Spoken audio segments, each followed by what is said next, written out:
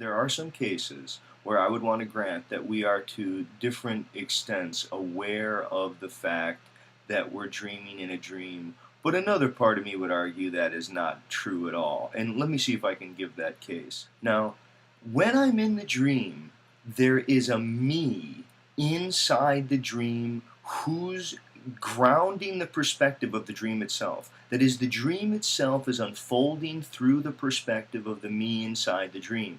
Now, as that's going on, I'm sitting, for example, and I'm in my car, and I'm talking with my uncle, and I'm going this, that, and the other thing, my uncle this, my uncle that, I'm having this conversation, and then all of a sudden, I look forward to the road, and now I'm on a roller coaster with my brother, and without batting an eyelash, I just go with it and go, okay, very well. It just rolls right along without breaking a seam throughout the radical juxtaposition of those two situations and even the people I'm talking with.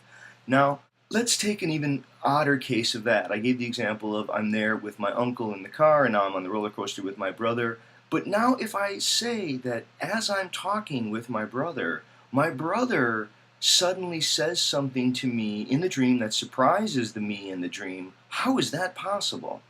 How is it possible that the people who talk to the me in the dream, and the me in the dream is, I guess, who I take myself to be, but how can the people in the dream walk up to me and say what startles the me in the dream? Because I, the person, the dreamer, isn't just the me that I take myself to be inside the dream.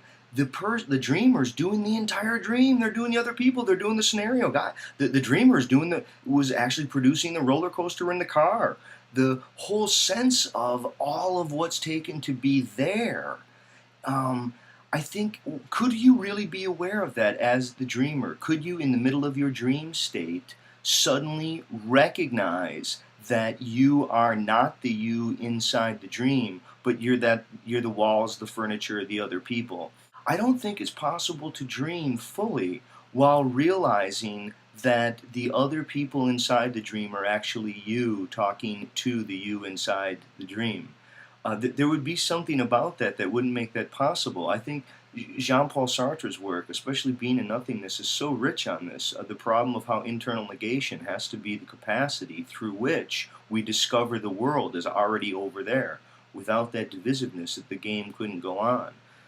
Okay, well, those are some thoughts about dreams.